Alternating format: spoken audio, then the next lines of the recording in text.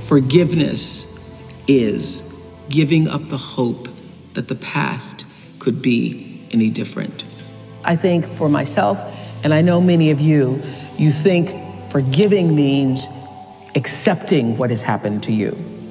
Well, it is accepting that it has happened to you.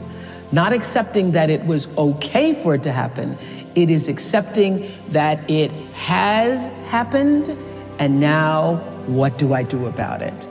Forgiving is giving up the hope, not holding on, hoping, wishing that it could have been any other way than it actually was. Giving up the hope that the past could be any different. And when I got that, I think it took me to the next level of being a better person, because I don't hold grudges for anything or any situation, and neither should you. It's letting go so that the past does not hold you prisoner, does not hold you hostage.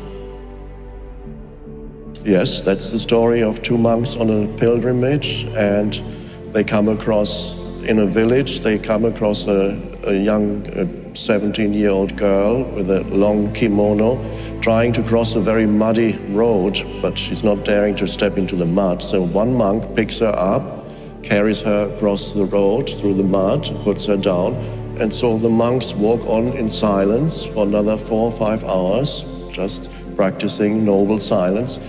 And then after 4 or 5 hours, they're getting close to their destination. One monk says to the monk who had picked up the girl, "Oh, you know, you shouldn't have done that, because we monks are not supposed even to touch women.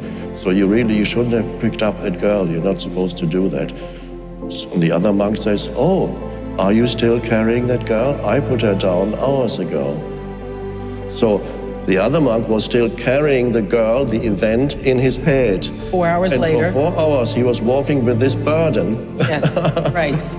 And that shows the reluctance of the human mind to let go of the past.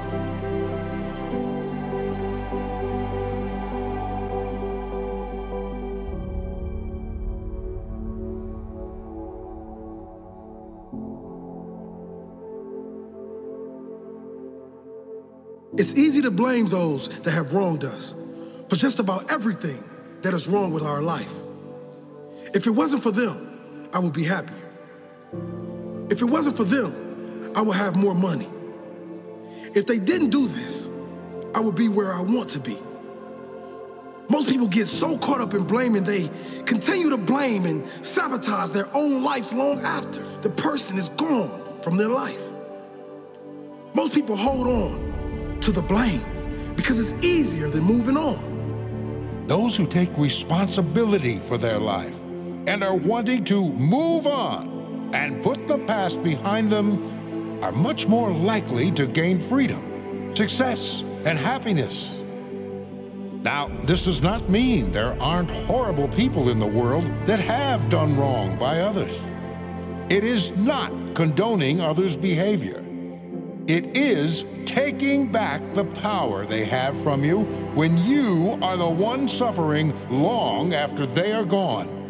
Who wins if you keep blaming them? Who wins if you move on, forget about them, and create the best life and success you could ever imagine?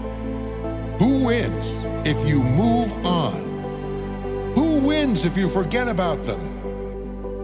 Take back your power. Blame them for what they have done, but don't blame them for what you haven't done. Blame them for what they've done, but bless them for making you stronger, for making you better, and showing you exactly what you don't want. You can blame the world for bringing them into your life, but then get grateful for all the lessons it taught you, all the strength it gave you. Know in your heart, if they knew better, they would do better. How good does it feel to take that baggage off your shoulders, to focus on building your future? What a blessing. Let go. Move forward. Never look back. The best revenge is not taking any revenge. It is simply moving on with your life, creating the best version of yourself.